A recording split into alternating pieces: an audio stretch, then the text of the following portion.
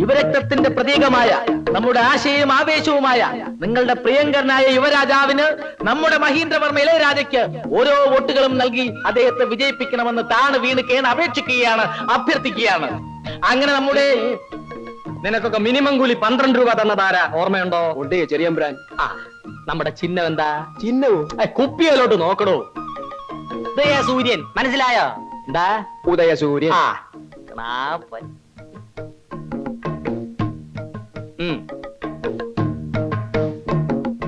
ഇതെന്തോന്നിനാ? പ്രഭാതത്തിന്റെ നവോന്മേഷത്തിന്. ഇതും അടിച്ചേച്ച് വേറെ വല്ലയിടത്തും മാറ്റി കുത്തിയ കളരിന്ന് ഞാൻ എന്റെ ഉറുമി എടുക്കും. വെറുതെ തന്റെ തല മണ്ണ് തീറ്റിക്കരുത്. വേറെ ഒരു കണ. അങ്ങനെ നമ്മുടെ പ്രിയങ്കരനായ സ്ഥാനാർത്ഥി നമ്മുടെ ഇളയരാജയ്ക്ക് ഉദയസൂര്യൻ അടയാളത്തിൽ ഓരോ വോട്ടുകളും രേഖപ്പെടുത്തി അദ്ദേഹത്തെ വിജയിപ്പിക്കണം. അമ്മാവാ, ഇതത് വെച്ചോളൂ. ഇതും കൂടെ ഒരു 200 അടി അമ്മാവാ. ഉദയസൂര്യൻ മറക്കല്ല അമ്മാവാ. ഉമ്മ ചേടത്തി. അയ്യോ, കൊച്ചമ്പ്രാനോ? തോമാചായനെന്തി? ഇതെന്നെ ഉണ്ടാക്കുന്നത് നോക്കട്ടെ. നല്ല അസലും മീൻകറി. വായിന്ന് വെള്ളം വരുന്നു. അപ്പണ്ട ചേടത്തി? ഞങ്ങള് തന്നാ അവിടുന്ന് കഴിക്കോ? അതെന്നാ ചോദ്യം ചേടത്തി? നമ്മൾ തമ്മി എന്നാ വ്യത്യാസം? ഇതേ പുറത്ത് വയ്ക്കുന്നവന്മാരറിയണ്ട. അറിഞ്ഞ ഇത് മുഴുവൻ തീർത്തും. എനിക്കാണെങ്കിൽ നല്ല വിശപ്പ്. ഏട്ടത്തി ചുളു വിളിച്ചിരിങ്ങതാ, ഞാൻ അടിച്ചോളാം. ചെല്ലേ.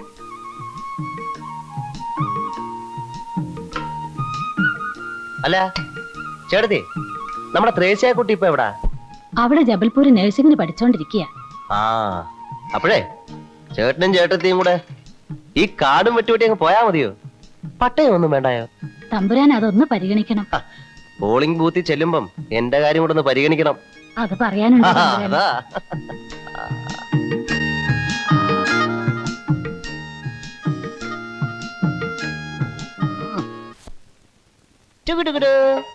വന്നേ. അയ്യോ തമ്പുരാൻ.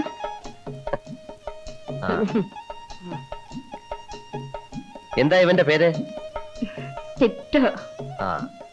ടിറ്റമോൻ. അങ്കിളൊരു ഉമ്മാന്നേ.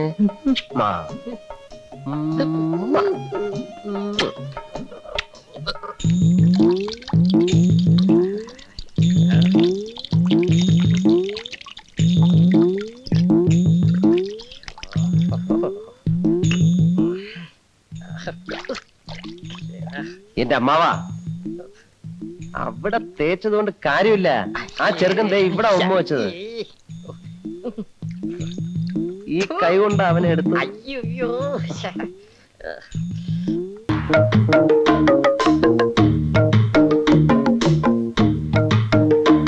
ജാലിയൻ വാലാബാഗും ക്വിറ്റ് ഇന്ത്യ സമരവും ഉപ്പ് സത്യാഗ്രഹവും നിങ്ങൾക്ക് ഓർമ്മയില്ലേ?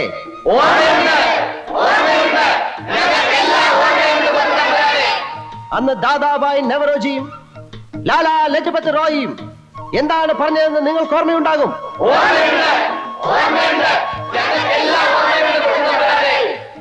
1965 എന്താണ് നടന്നത്? 1982 എന്താണ് നടന്നത്? 1965 82 നടന്നത് തന്നെയല്ലേ ഈ 1987 നടക്കുന്നതെന്ന് ഞാൻ നിങ്ങളോട് ചോദിച്ചു പോവുകയാണ്.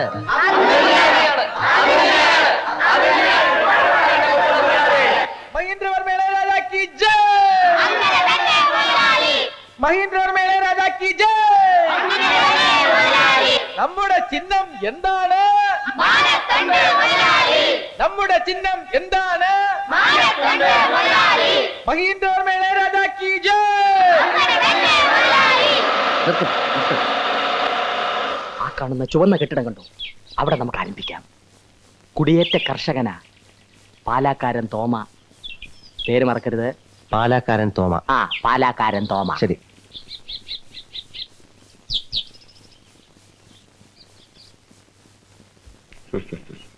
ചിരിക്കുന്നു. നീ ഒന്ന് ചിരിച്ചു കാണിക്കൂ. പ്രചരണമൊക്കെ എങ്ങനെ നടക്കുന്നു? കുഴപ്പമില്ല, പോട്ടെ.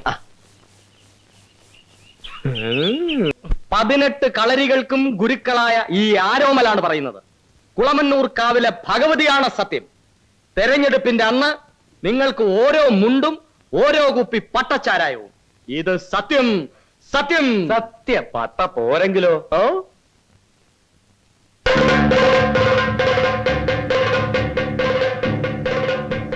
എന്തോ പട്ട പോരെങ്കിലോന്ന്.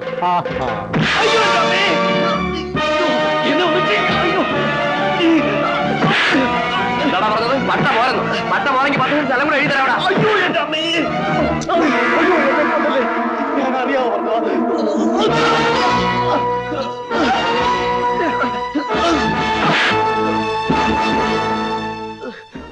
പോട്ടെ, സാരമില്ല. വാ. ഒന്നും പറ്റിയില്ലല്ലോ. ആരെ വേണമെങ്കിലും തല്ലിക്കോ, പക്ഷെ ജയനെ മാത്രം ഒന്നും ചെയ്യരുത്.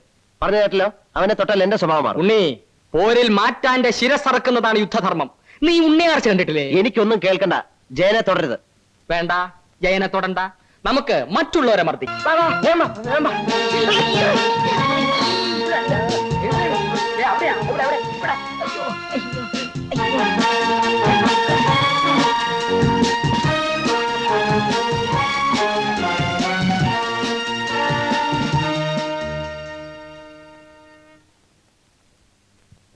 ഓട്ടത്തിന്റെ രജിസ്ട്രേഷൻ എപ്പോ നടത്തണം?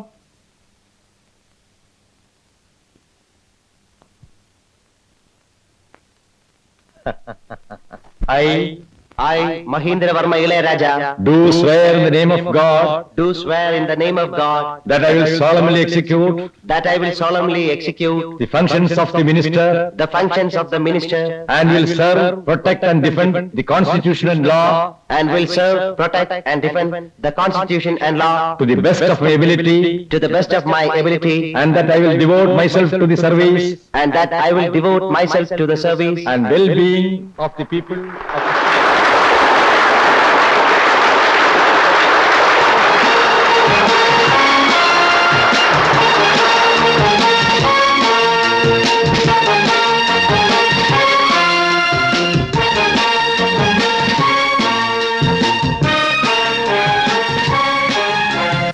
ഇനി 5 വർഷത്തേക്ക് ജനങ്ങളെ പേടിക്കണ്ട.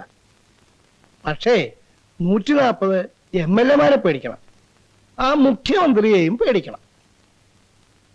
1 വർഷം കഴിഞ്ഞാൽ അയാൾ നിന്നോട് ഇറങ്ങി പോകാൻ പറയും. നീ ഒരു പുതുമുഖമായിട്ടും നിനക്ക് ആഭ്യന്തരം അയാൾ തന്നത് എന്തുകൊണ്ടാണെന്ന് അറിയാമോ? നിന്നെ ഒരു ഡമ്മി മന്ത്രി ആക്കിയിട്ട് ഈ വകുപ്പൂടെയൊക്കെ ഭരിക്കാനാണ്. ആദ്യമൊക്കെ കുറെ വഴയെ കൊടുത്തോളൂ. പക്ഷേ 2 മാസത്തിനകം കടിഞ്ഞാൽ നിന്റെ കയ്യിലിരിക്കണം. അതത്ര എളുപ്പമല്ല. 3 കോടി മലയാളികളിൽ നിന്നും തിരഞ്ഞെടുക്കപ്പെട്ട മിട്ടുക്കന്മാരാണ് നിന്റെ കൂടെയുള്ള 140 MLA-മാർ. അവരെ കയ്യിലെടുക്കണമെങ്കിൽ നയം വേണം, കുറച്ചേറെ പണവും വേണം. ആ പണം നീ ഉണ്ടാക്കണം. എങ്ങനെ, എവിടെ നിന്നുണ്ടാക്കണമെന്ന് ഞാൻ പറയാതെ തന്നെ നിനക്ക് അറിയാമല്ലോ. അറിയാം. നീ നേരിട്ട് ഒറ്റ കാശ് വാങ്ങരുത്. ആരോപലും ബാബുവും അതിന് പറ്റും. ഭരണകക്ഷിയെന്നോ പ്രതിപക്ഷമെന്നോ ഭേദമില്ലാതെ ഏത് MLA വന്ന് എന്ത് പറഞ്ഞാലും സഹായിച്ചു കൊടുത്തേക്കണം. നിർലോഭം നമ്മുടെ രാഷ്ട്രീയ ഫണ്ടിൽ നിന്ന് അവർക്ക് പണവും കൊടുക്കണം. ഒറ്റ പൈസ സ്വന്തമായിട്ട് സമ്പാദിക്കരുത്. ചുരുങ്ങിയത് 20 MLA-മാരെങ്കിലും കയ്യിൽ വരുന്നത് വരെ. 20 MLA-മാർ നിന്റെ കയ്യിലുണ്ടെന്ന് ഒളിഞ്ഞും തെളിഞ്ഞും ഇടയ്ക്കിടെ അവരെ ഭീഷണിപ്പെടുത്തിക്കൊണ്ടിരിക്കണം. ഈ വള്ളം മുക്കാനും പൊക്കാനും കഴിവുള്ളവനാണ് നീ എന്നറിഞ്ഞാലേ അവർ നിന്നെ ബഹുമാനിക്കും. പിന്നെ അവരുടെ വകുപ്പിലും നിന്നെ കൈയിട്ട് വരാം. തൽക്കാലം മുഖ്യമന്ത്രി ഒന്നും അറിയരുത്. ഒന്നും അറിയാത്ത ഒരു പൊട്ടനെ പോലെ നീ ഭാവിച്ചു വെക്കണം. ശരി. IG, ഹോം സെക്രട്ടറി, PA ഇവരെല്ലാം നിന്നെ വിശ്വസ്തരായിരിക്കണം. ഞാനിന്ന് ഫിനാൻസ് സെക്രട്ടറി മിസ്റ്റർ നമ്പ്യാരെ കണ്ടു. അയാളുടെ മകൾക്ക് നിന്റെ PA ആയാൽ കൊള്ളാവുന്ന ഒരു ആഗ്രഹമുണ്ട്. ആലോചിച്ച് വേണ്ടത് ചെയ്യൂ.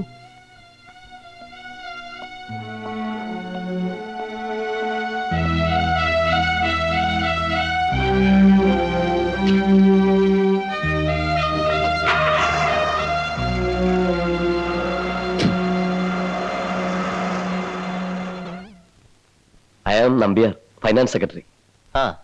ഇരിക്കൂ. ഞാൻ അച്ഛനെ കണ്ടിരുന്നു. അച്ഛൻ നമ്പുരാൻ പറഞ്ഞു. സോറി മിസ്റ്റർ നമ്പ്യാർ, ഞാൻ മറ്റൊരാൾക്ക് വാക്ക് കൊടുത്തു പോയല്ലോ. ആർക്കാണ്? നിങ്ങൾ അറിയില്ല. ഇനിയും അവസരങ്ങൾ വരുമല്ലോ, അപ്പോൾ പരിഗണിക്കാം. ശരി, അപ്പോ ഞാൻ ഇറങ്ങട്ടെ. മിസ്റ്റർ നമ്പ്യാർ പിണങ്ങി പോവുകയല്ലോ. We are friends. ധനകാര്യവും ആഭ്യന്തരവും ഒരമ്മ മക്കളാണ്.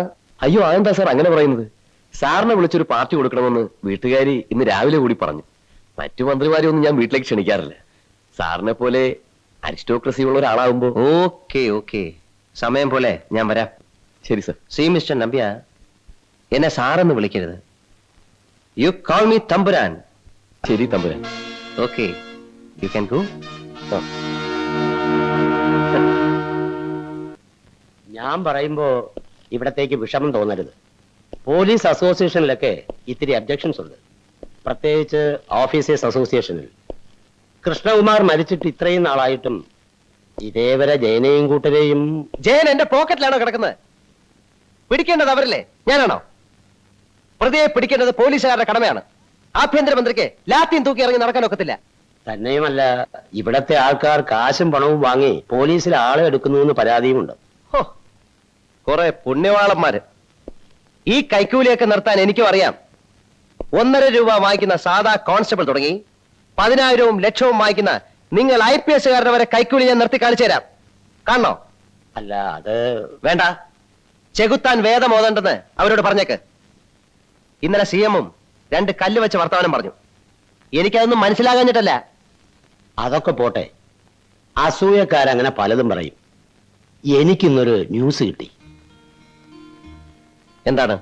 ജയൻ തിരുവനന്തപുരത്ത് എവിടെയോ ഉണ്ട്. നമ്മുടെ മൂക്കിന് താഴെ തന്നെ ആവുമ്പോ ആരും സംശയിക്കില്ലല്ലോ. ആ, നേരോ നുണയോ എന്നറിയില്ല, വെറും ഒരു ന്യൂസാണ്. ഇവിടെ എവിടെയോ ഒരു ഒളി സങ്കേതത്തിൽ അയാളുണ്ട്. അയാൾക്കെതിരായുള്ള നമ്മുടെ നീക്കങ്ങളെല്ലാം കൃത്യസമയത്ത് അയാൾ അറിയുന്നുമുണ്ട്. അതായത് നമ്മുടെ ഇടയിൽ നിന്ന് തന്നെ വാർത്തകൾ ചോരുന്നു. റൂട്ട് ഏതാണെന്ന് മാത്രം പിടിയില്ല. ഉം.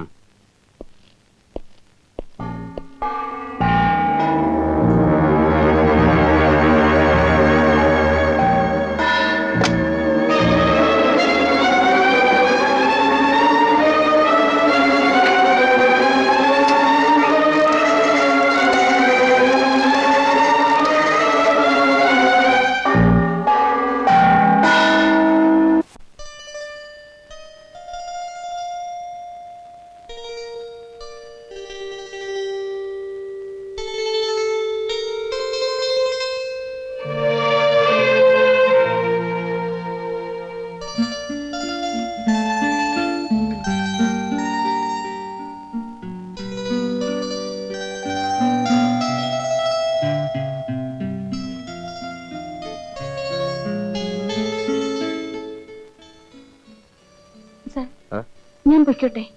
ആ, ലെറ്റേഴ്സ് എല്ലാം ഡ്രാഫ്റ്റ് ചെയ്ത് റൂമിൽ വെച്ചിട്ടുണ്ട്. ആ. ഡ്രൈവർ വന്നോ? ഉം. ഭക്ഷണം കഴിച്ചോ? സാറ് കഴിച്ചില്ലല്ലോ, ഇങ്ങോട്ട് കൊണ്ടുവരാൻ പറയട്ടെ? വേണ്ട, ലക്ഷ്മി പോയിക്കോളൂ. Good night. Good night. Mahi, എന്റെ വിഷമം കൊണ്ട് ചോദിക്കുകയാണ്. മഹിക്ക് എന്തു പറ്റി? എന്താ? കുറെ ദിവസങ്ങളായി ഞാൻ ശ്രദ്ധിക്കുന്നു. മഹിക്ക് എന്തോ പറ്റിയിട്ടുണ്ട്. ഓഫീസിൽ പോകുന്നില്ല, സമയത്ത് ആഹാരം കഴിക്കുന്നില്ല, ആരോട് സംസാരിക്കുന്നില്ല. എന്തു പറ്റി മഹി? ഏയ്, അതൊക്കെ ലക്ഷ്മിക്ക് വെറുതെ തോന്നുക. ലക്ഷ്മി പോയിക്കോളൂ. Good night. ഇല്ല, അതറിയാതെ ഞാൻ പോവില്ല.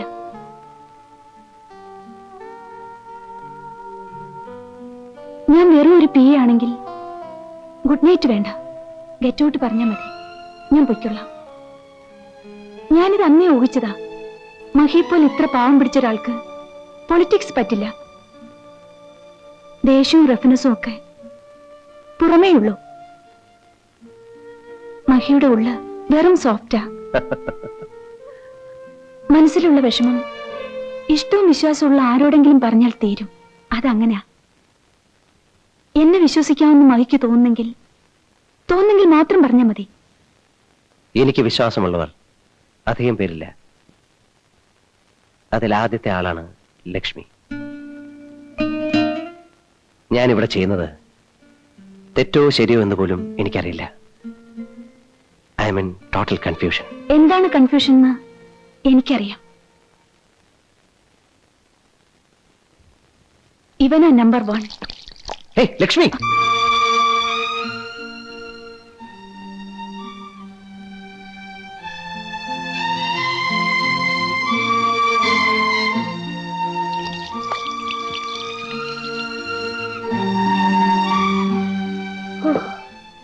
ഒരു കൺഫ്യൂഷൻ തീർന്നു. ഇനി ഈ ഫയൽ തുറക്കരുത്.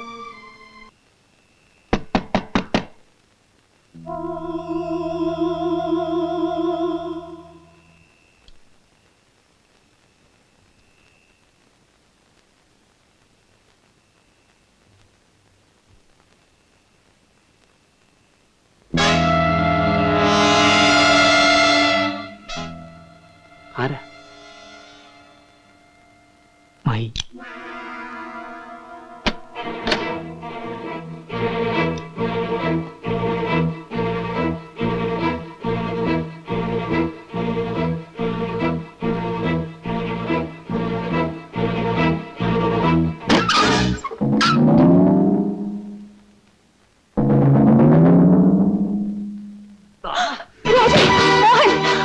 ആരൊന്നും ചെയ്യരുത്. ലക്ഷ്മി ഞാൻ അവനെ കൊല്ലും. എന്താ ഇത്?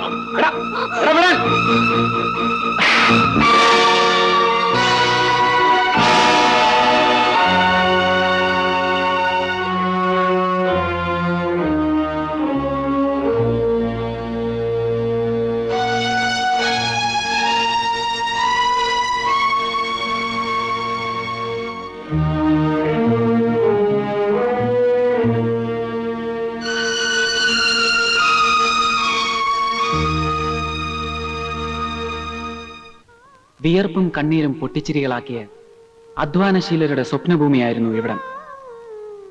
മലമ്പനിയെയും കാട്ടുമൃഗങ്ങളെയും തോൽപ്പിച്ച് അവരിവിടെ പൊന്നു വിളയിച്ചു. നമ്മുടെ വിദേശ നാണ്യത്തിന്റെ ലിസ്റ്റ് ഈയിടെ റിസർവ് ബാങ്ക് പ്രസിദ്ധീകരിച്ചില്ലേ? അത് ഈ പാവങ്ങളുടെ അധ്വാന ഫലമായിരുന്നു. പക്ഷേ ഇവർക്ക് പൗരാവകാശങ്ങളില്ല. ഇവരുടെ കുട്ടികൾക്ക് പഠിക്കാൻ സ്കൂളില്ല, ചികിത്സിക്കാൻ ആശുപത്രിയില്ല.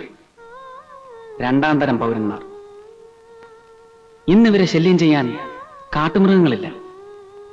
പകരത്തിന് പുതിയ തരം മൃഗങ്ങൾ, അധികാരവർഗങ്ങൾ. ഇതാണ് ആദ്യത്തെ വെടികൊണ്ട് വീണ വർഗീസിന്റെ വീട്. വിവാഹപ്രായമെത്തിയ 2 പെൺകുട്ടികളാണ് വർഗീസിനുണ്ടായിരുന്നത്. അവരും മരിച്ചു. ബലാത്സംഗം ചെയ്യപ്പെട്ടു എന്ന വാർത്ത പത്രത്തിൽ അച്ചടിച്ചു വന്നാൽ ആരാണ് അവരെ വിവാഹം കഴിക്കാൻ തയ്യാറാവുക? ആത്മഹത്യ അല്ലാതെ മറ്റു മാർഗമൊന്നുമില്ലായിരുന്നു.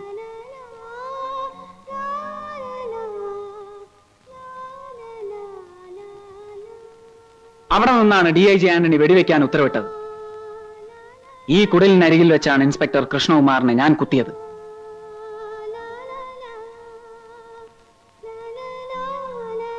മൂന്ന് തവണയുണ്ടായ ഉരുൾപൊട്ടലിനെ അതിജീവിച്ചവരാണിവർ. പക്ഷെ തകർന്നുപോയി. ഇവരുടെ മൺചട്ടിയും മൺകലവും വരെ പോലീസ് ക്യാമ്പുകളിൽ റിഡക്ഷൻ സെയിൽ നടത്തി. ഇവിടെ ഉള്ളവരൊക്കെ ഇപ്പൊ എവിടെ? വരൂ, കാണിച്ചു തരാം.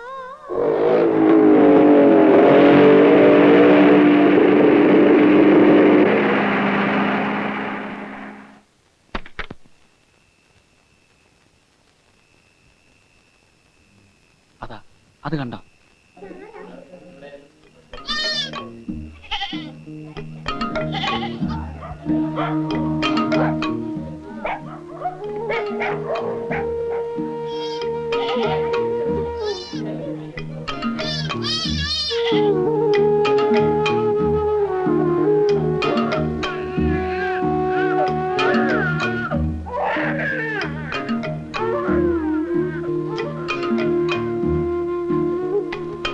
വരൂ, നമുക്ക് അങ്ങോട്ട് പോകാം.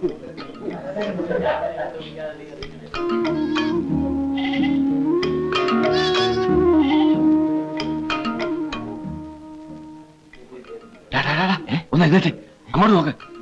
ആഭ്യന്തരമന്ത്രി മഹേന്ദ്രവർമ്മ വന്നിരിക്കുന്നു. ആരും ഉപദ്രവിക്കരുത്. ഇവനാണ് എല്ലാത്തിനും കാരണം. ഇവരെ കൊല്ലണം. എങ്കിൽ ആദ്യം എന്നെ കൊല്ലേ. ഞാനാണ് മഹി ഇവിടെ വിളിച്ചുകൊണ്ട് വന്നത്. നിങ്ങളുടെ എല്ലാ പ്രശ്നങ്ങൾക്കും പരിഹാരം ഉണ്ടാവും. മഹി ഇനി നമ്മുടെ ആളാണ്. മഹി ഇന്നിവിടെ വന്നത് എനിക്കും നിങ്ങൾക്കും മാത്രം അറിയാവുന്ന ഒരു രാഷ്ട്രീയ രഹസ്യമാണ്. ദയവ് ചെയ്ത് ആരും ഇത് പുറത്തു പറയരുത്. വരൂ.